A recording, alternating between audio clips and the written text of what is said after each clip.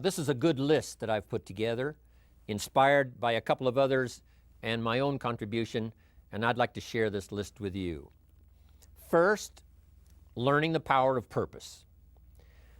A person who has purpose in their life, they have something to go for, some meaning. One writer described it, for some people it becomes a magnificent obsession. And for you and I, maybe it doesn't need to be that dramatic as a magnificent obsession. But it has to be something that does something to us, something that pulls us, especially into the future. You know, there are many influences on us. One is the influence of the past. Some people are always pulled back by the past. Some people are always pulled aside by the distractions. But here's what's powerful. If you have a list of high purpose in your life, it pulls you toward the future. And the more powerful the purpose is, the stronger it pulls. And here's the other great advantage if you have purpose for the future. It pulls you through all kinds of challenges and all kinds of difficulties. If you don't have these strong purposes for the future, it's easy to get swallowed by a bad day. It's easy to be almost annihilated by a poor month. And it's easy sometimes to almost disappear beneath the waves of a year that goes backwards if you don't have something to pull you beyond that year. So if you want something to pull you through all kinds of challenges, all kinds of difficulties and things that come at you, you got to have something on out there beyond today, beyond next week, beyond next month, beyond this year, that pulls you into the future. And the clearer it is, the stronger it pulls.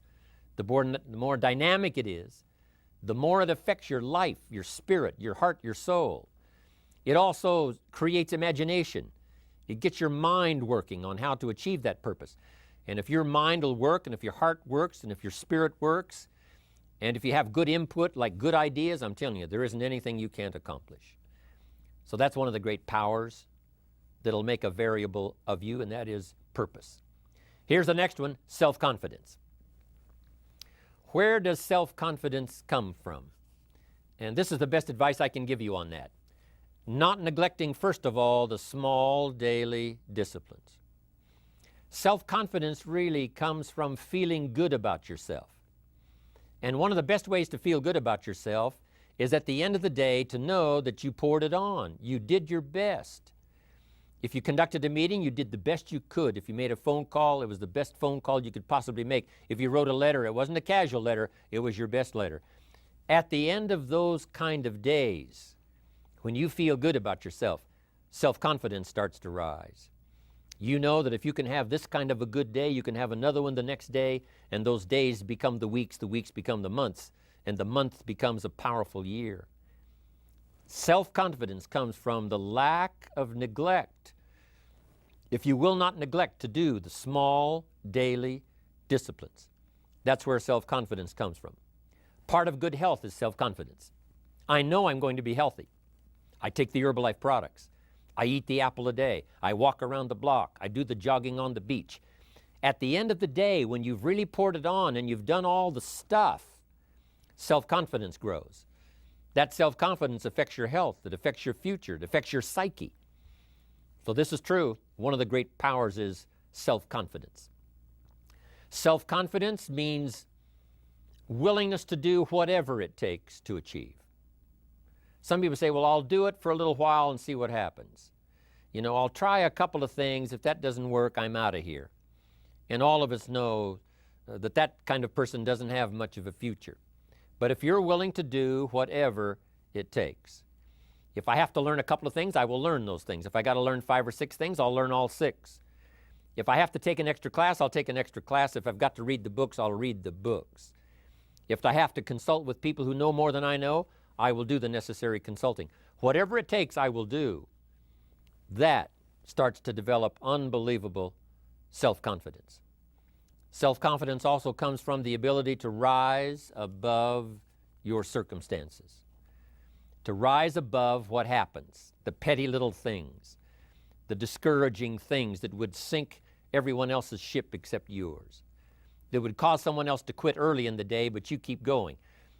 That kind of willingness to overcome all circumstances, whether it's the little challenges or the big challenges. If you're willing to do that, I promise you, this kind of power will work for you, and in you, the variable, it'll make a difference. The third on the list I had was enthusiasm. And here's what I wrote about enthusiasm. Enthusiasm that's powerful is mostly enthusiasm that is enthusiasm inside, 90%, 10% outside.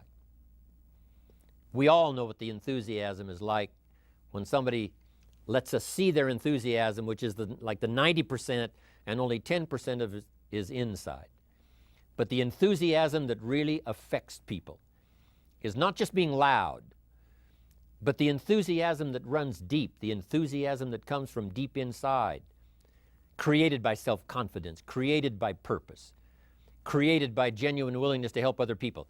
That kind of enthusiasm, knowing that you're going to get the job done, knowing you're going to affect people, knowing you're going to have testimonials flowing in from all kinds of directions.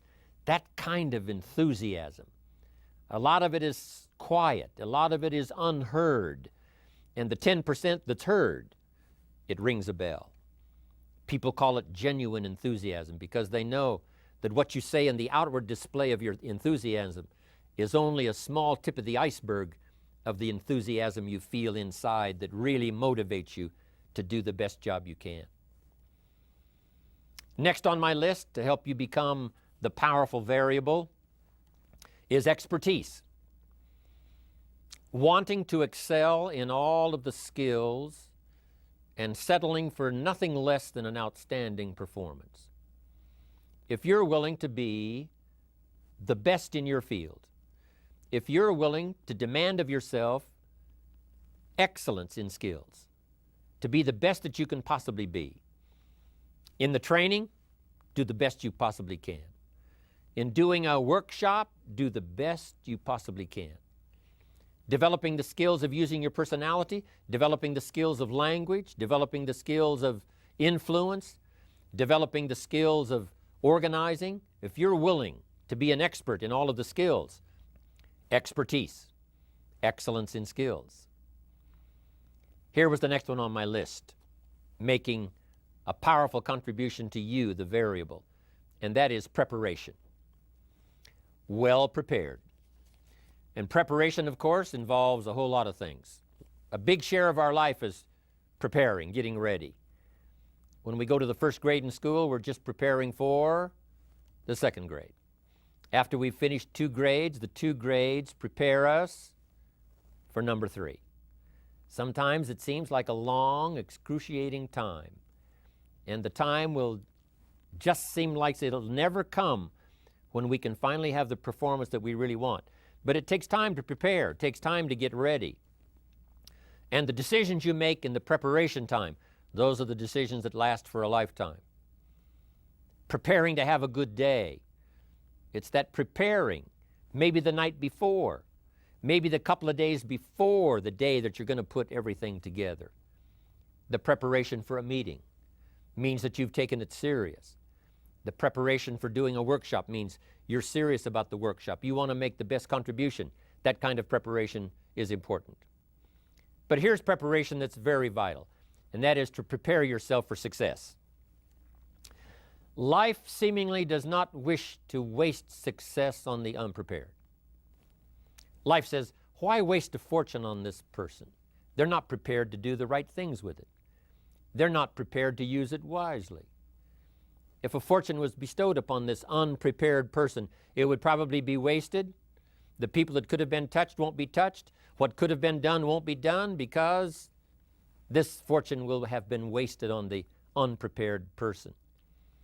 So not only look for fortune, not only look for the promise, but prepare yourself and ask of yourself, what can I do to make myself ready?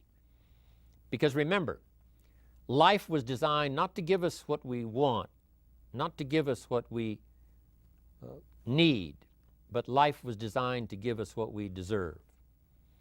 Every value in life must be paid for, and those that pay are the ones that get it. It says those that give receive. Someone says, I wish to receive, I wish to receive. You don't have to concentrate on receiving. Just become a good giver. It says those that search will find. Someone says, well, I need to find some good ideas to help change my life for the future.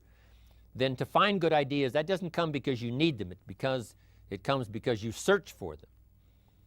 If you want good ideas, you got to go after them. You got to go to the class, you got to go to the workshop, you got to go to the training, go to the book, right? You got to go to the journal, right? Go where good ideas are being taught, go searching, go looking, because good ideas are not going to be wasted on those that are not seeking, searching, well prepared. So, prepare yourself to be ready for fortune when it comes, to be ready for challenge when it comes, to be ready for opportunity when it comes. Opportunity comes along and passes by the person that is not well prepared. I want to prepare myself this year for next year. Yes, I wish to be effective this year, but I'm also thinking of ways, how could I be better? How could my ideas be more powerful? How could they be sharper, more clear? How could I reach some people next year that I perhaps can't reach this year? I haven't reached deep enough into my own soul to affect some people. Some people just pass by and say, hey, what a good speech. But how could I make it stronger than that, deeper than that, more powerful than that? I cannot be as powerful as I could be next year. You know, you can't go to the 10th grade in the 5th grade. You just got to go through the grades. But the more you are prepared, when the 10th grade finally comes, now you can cash in and get 2 times, 3 times, 5 times more value from it by being prepared. I want to do my best this year for Herbalife, but I also want to get ready for next year, 1999. And then when the year 2000 comes, at the turn of the century, I want to be well equipped by language, by instinct, by temperament, by personality, by influence, to really be valuable the year 2000, 2001, 2, 3, 4, 5. That's my goal. I'm sure it's your goal. Now here's the next one. There's great power in self-reliance. Self-reliance means you simply look mostly to yourself. It would be nice if someone just gave you this, gave you this, gave you this. It would be nice if everyone did their job exactly as they're supposed to do it. But here's what you've got to do. Primarily rely on yourself. Primarily say, I'm the person responsible. And I will learn the necessary skills so that I can help people learn their skills. If I need lots of people to do certain things to build my organization, that is what I must have. But I've got to be the final backstop. I've got to be the final one that people can rely on, so that if this is missed and this is missed, I can catch up, I can fill the gap, I can do the job. We have to do it when we conduct meetings. We have to do it when we conduct training. We have to do it when we're in a class of just a few. What someone might have missed, we're there to fill in. Self-reliance. Primarily, we're learning to count on yourself. So that you can do this, never complain and never explain. Here's the next key power, and that's image. There's many parts to image. The image that others see you as, the image you have with other people. And it's very important how other people see you. If they don't see you as a leader, chances are they won't pay attention. If they don't see you as being in control, chances are they won't have the trust. If they don't see you as knowing where you're going, what you want to accomplish, they probably won't follow. But if people can see you, if you have the image of someone that's in charge, in control of your life, your future, your destiny, in control of the situation, if they see that, that kind of image is powerful. It helps to win the day. It attracts other people. People want to be around people that are in control, that are powerful, but they know how to use their power, influential, but they know how to use their influence. That kind of image is important. But here's a very important image, and that is your image of yourself. The way you dress, the way you talk, the way you think, your capacity for learning, all of that is an important image that you have of yourself. The image that you have that if it needs to be learned, you could learn it. If there's a book that needs to be mastered, you could master it. If there's a skill that needs to be learned, why couldn't you get busy now and learn that skill? That kind of self-image, that I am continually trying my best to be the best I can. Because one of the most important places you have to look is into the future, yes. You've got to look into the past, yes. You've got to look around, yes. But one of the most important places you have to look is in the mirror. You know, how I appear to other people, that's important. But how I appear to myself is the ultimate importance. That kind of image, to where you'll develop the self-confidence, you'll develop the self-reliance. Now here's another one in my rather short list. The next word is character. Becoming a person of high values, a person of principles, a person of honesty, a person that earns respect. That kind of character. It took character when Mark started to put the marketing system together. How can we have a system that will build in the integrity, that people will know that if this happens, then this will happen. And if this goes wrong, here's the way to fix it. Unless you have the principles and the character and the integrity to put together a viable plan for a wide variety of people, then the system is not going to last very long. And I've been around long enough, and I'm sure you have been around long enough to see a lot of systems that got started, but they failed. And the reason is because they were not constructed with integrity. They were not constructed with character. They were not constructed with doing the right thing. They might have been constructed to take advantage. You know, cash it out as quickly as possible and leave. Mark was involved when others took advantage of him all those years ago before Herbalife. When someone took advantage, didn't have the character, didn't have the principles, and didn't have the character to stay, the character to see it through, the character to do the right thing. So this is important, to develop the character within yourself, that people see you as honest, as fair, willing to do the right thing, willing to be helpful, but always willing to walk the center line, not to pass the line. When we come to an opportunity like Herbalife, especially multi-level network marketing, it is so dynamic, it is so powerful, and it is so possible in fortune making that sometimes people want to speed up the process by cutting the corners, by neglecting to do the right things, you know, to cheat a little here, you know, cross the line just a little bit, because then, you know, it'll grow faster and you can cash in quicker. Not necessary here. Doing Herbalife right will build your fortune longer and stronger than trying to cut the corners and not doing it right. If we'll have the integrity that Mark had when he started it, and keep perpetuating that we will do the right thing by the marketing system, the right thing by a distributor who has a customer and they take care of that customer belongs to that distributor. That kind of integrity in the marketing system, the kind of integrity we have among each other, the kind of character we have to rely on each other, because here's what we cannot do. We cannot do this by ourselves. Mark's got to count on me. I've got to count on Mark. We've got to count on the president's team. The president's team has to count on the chairman's club for advice and counsel. We have to count on the millionaire team, the tabulator team, the world team. We've got to count on the distributor. We've got to count on the distributor giving the right message to the potential customer. We've got to count on the distributor giving wise counsel to the new recruit, teaching them the right way, the Herbalife way, the principled way, the character way. Vitally important. Building and developing your own character. Now here's another one. It's called self-discipline. Self-discipline, all of us have a challenge with that. Because sometimes it's easy, and especially if you're working hard, doing the best you can, it's easy sometimes to let up and let it go. But remember, so many people, especially now that we're as big as we are around the world, are counting on what we do. At home office, they have to be careful. They have to be disciplined. It's easy for the person who ships the product from Herbalife says, oh, well, I'll wait until tomorrow to ship it. And then they go home and sleep like a baby. But the distributor who's waiting for that product doesn't sleep that night, or doesn't sleep when the product doesn't show on time.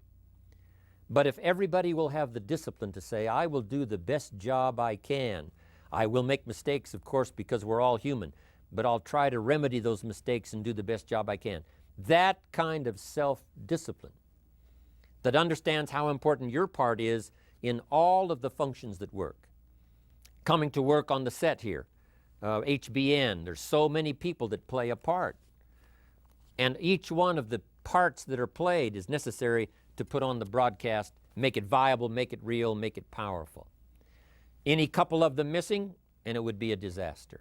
But all of it put together, and it works like a charm. Each person developing the self-discipline to do their part, do their job. Here's one more, and that is the power of extraordinary performance and demanding of yourself excellent results. This is so important. If you want to live extraordinary, you must do extraordinary. If you want an extraordinary income, you must do extraordinary things. Mark has made such a fortune, it's almost beyond comprehension what the numbers really are. But guess what he has the satisfaction of knowing? He earned it all. If he'd have been lax in the performance, Herbalife would not be here these 18 years later. Herbalife would have been a footnote in multi-level history. But because he performed year after year, the 3rd year and the 5th year, and the 7th year and the 10th year, and the 12th year and the 15th year, and now performing well in the 18th year, I'm telling you, that's what makes it such a viable fortune for Mark personally, of course, because he did the job. If we would ask of ourselves that kind of performance, and you've got to ask it of yourself. You know, I can't ask it of you. I would try to inspire you. I would try my best to share with you what it might taste like, what it's like to finally make your fortune. It happened for me. But here's what you must do. You must demand it of yourself. Society does not demand that you not have a heart attack. But if you want to escape having a heart attack, you must demand it of yourself. Society doesn't demand that you take Herbalife and improve your health. You have to demand it of yourself. Society doesn't demand that you jog around the block every morning. But if you want good health, you must demand it of yourself. Society doesn't demand that you read a couple of books a week and improve your intelligence and your knowledge. That you must demand of yourself. Society does not demand that you build a financial wall around your family nothing can get through. That's not a demand of society. But you must demand it, if you wish it, you must demand it of yourself. Society doesn't demand that you learn a list of 10 skills in order to ensure your own future and the future of your family. Society doesn't demand it, doesn't require it. It is not a law. But if you want the benefit, you must demand it of yourself.